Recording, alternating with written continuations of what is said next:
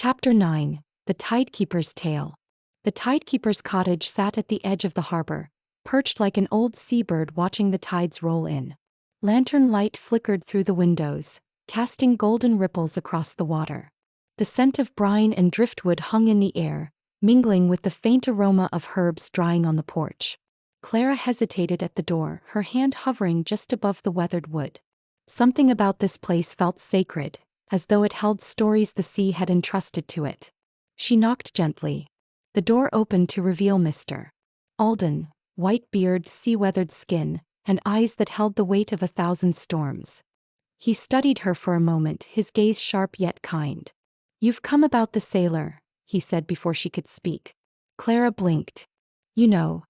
He nodded slowly, motioning her inside. Soft creak of wooden floorboards, kettle whistling faintly. The cottage was warm, lit by the soft glow of oil lamps. Shelves lined the walls, filled with seashells, old maps, and bottles containing sand from distant shores. A small table sat near the window, overlooking the restless harbor. Over steaming cups of tea, the Tidekeeper began to speak. "Stories travel on the wind in this town," he said. "Some truer than others. But the one you're chasing, that one has roots." Clara leaned forward, her heart pounding. He continued, his voice low and steady. "Years after the sea whisperer vanished, a man washed ashore in a distant village, half-conscious, battered, and unable to remember his name. The sea had nearly claimed him, but it spared him just long enough to reach land."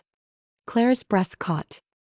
"He carried only a locket with a woman's portrait," Alden said, "and a journal page with a single word."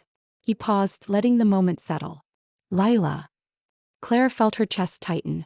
"The villagers cared for him," Alden went on, "but he wandered often, staring at the moon, whispering to the sea, searching for something he couldn't name. Some said he was looking for a memory. Others said he was looking for a promise." Clara swallowed hard. "Did he ever remember?" Alden's eyes softened. "One night," he said quietly, "he walked toward the cliffs and disappeared. Some say he returned to the sea. Others say he kept searching for his love." Silence settled between them, heavy and tender. Clara felt a shiver, not of fear but of recognition. Elias had survived. He had tried to return. He had never stopped loving her. And now, Clara felt the weight of their unfinished story resting gently in her hands.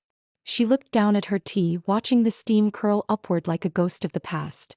"Why are you telling me this?" she whispered. Alden studied her for a long moment. "Because," he said, "you're the first person in years who's come looking with an open heart. And because some stories don't reveal themselves unless someone is willing to listen." Clara felt tears prick her eyes. She wasn't just uncovering a mystery. She was carrying a legacy. Alden reached for a small wooden box on the shelf and placed it gently in front of her. "This belonged to the man who washed ashore," he said. "It was found near the cliffs after he disappeared. No one ever claimed it." Clara opened the box with trembling hands. Inside lay a small piece of driftwood carved with the rose and anchor. Her breath hitched. "He remembered," she whispered. Alden nodded. "Love leaves marks," he said. "Even when memory fades." Clara closed the box gently, holding it to her chest. She felt the story shifting, growing, pulling her deeper into its tide. And she knew with absolute certainty that she couldn't stop now.